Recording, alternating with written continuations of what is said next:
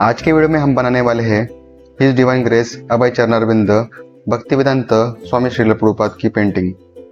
Srila Prabhupada ISKCON के founder आचार्य है। उनका जन्म 1896 में कोलकाता में हुआ था और जब वे 14 साल के थे तब उनकी माता का देहांत हो गया। श्रील प्रभुपाद जी ने स्कॉटिश चर्च के यूरोपियन लेड एजुकेशन सिस्टम में पढ़ाई की थी। शुरू से ही वे पढ़ाई में बहुत अच्छे थे। पूरे अंग्रेजी में ही उन्होंने पढ़ाई की थी। एजुकेशन खत्म होने के बाद उन्होंने उनकी डिग्री को लेने से मना कर दिया क्योंकि वो गांधी जी के नॉन कॉर्पोरेशन मूवमेंट से बहुत प्रभावित थे। श्रील प्रभुपाद शुरू से ही सन्यासी नहीं थे। वह प्रयागराज के इलाहाबाद में उनका फार्मेसी का बिजनेस था, पर वो 1922 में उनके गुरु श्रील भक्ति सिद्धांत सरस्वती ठाकुर से पहली बार मिले।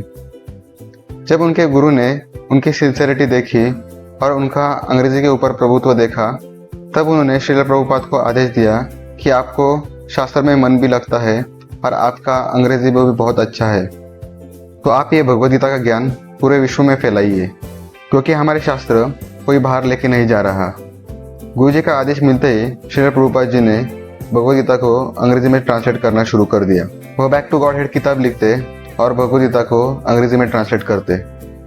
उस समय कुछ लैपटॉप और टाइपराइटर नहीं था, वो सब कुछ अपने हाथों से लिखते। बहुत वर्ष बीत गए और उन्होंने तय किया कि वो अमेरिका जाएंगे, तो 1965 में अमेरिका में जलदूत के सहारे गए। उस जलदूत यात्रा में उनको 2 बार दिल का दौरा पड़ा था। उन दिनों वियतनामी और यूएसए का वॉर चल रहा था। उस कारण वहाँ पे कई हिप्पीज आ गए थे। हिप्पी लोग अमेरिका के लिए सरदर्द बन चुका था क्योंकि वो कुछ रूल्स फॉलो नहीं करते थे।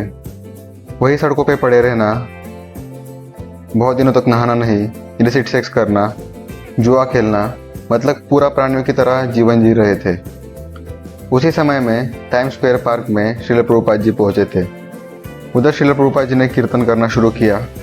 श्रील प्रभुपाद जी ने कथा, कीर्तन तथा प्रसाद से उनका हृदय परिवर्तन कर दिया और उन्हें भक्त बनाया। श्रील प्रभुपाद जी खुद भोजन बनाते और उनके लिए कथा और कीर्तन करते। फिर उन्होंने 1966 में international society for Krishna consciousness ISKCON की स्थापना की।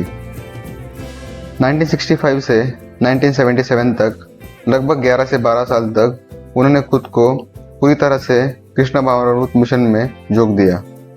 श्रील प्रभुपाद जी ने कई सारे शिष्य बनाए और उनको कृष्ण भावनामृत का प्रचार करने के लिए पूरे विश्व में भेजा। उस समय प्रभुपाद के शिष्यों ने 5.5 करोड़ किताबों को पूरे विश्व में बांट के फंड रेज किए और उस फंड से मंदिर बनाने का प्रयास शुरू किया। उन्होंने किताबों को लगभग 25 से भी अधिक भाषाओं में ट्रांसलेट किया। इन 12 सालों में श्रील प्रभुपाद जी ने पूरे विश्व में 15 बार भ्रमण किया। प्रसिद्ध बीटल्स ग्रुप के सिंगर जॉर्ज हैरिसन ने उनका 70 एकड़ का वॉल्फर्ड में लंदन के नज़दीक का फार्म श्रील प्रभुपाद जी को डोनेट कर दिया। श्रील प्रभुपाद ग्रंथों के बारे में बहुत कुछ लिखना चाहते थे, तो उस समय उन्होंने लिखने के बजाय डिक्टाफोन का यूज़ करना शुरू कर दिया, तो उससे उनका किताब लिखने के लिए बहुत समय बच जाता। श्रील प्रभुपाद जी ने वर्ल्ड का लार्जेस्ट फूड रिलीफ प्रोग्राम शुरू किया जिसका नाम था फूड फॉर लाइफ। उनका कहना था कि विश्व में कोई भी भूखा नहीं रहना चाहिए। एप्पल के फाउंडर स्टीव जॉब्स भी हरे कृष्णा मंदिर आते और इधर का फूड फॉर लाइफ का फ्री प्रसादम पाते। प्रभुपाद जी ने अपने आखिरी समय तक किताबें ट्रांसलेट करने का सेवा शुरू रखा और अपने गुरु के वचनों को पूरा किया। मंदिर के मैनेजमेंट के लिए श्रील प्रभुपाद जी ने एक मैनेजमेंट कम्युनिटी बनाई जिसका नाम था GBC, गवर्निंग बॉडी कमीशन, जो श्रील प्रभुपाद के बाद जो कुछ भी डिसीजन हो वो ले सके मंदिरों के भविष्य और हित के लिए। श्रील प्रभुपाद जी ने अपना भौतिक शरीर 14 नवंबर 1977 को वृंदावन में छोड़ा। तो आपको श्रील प्रभुपाद की इंफॉर्मेशन और पेंटिंग कैसी लगी मुझे कमेंट में बताइए।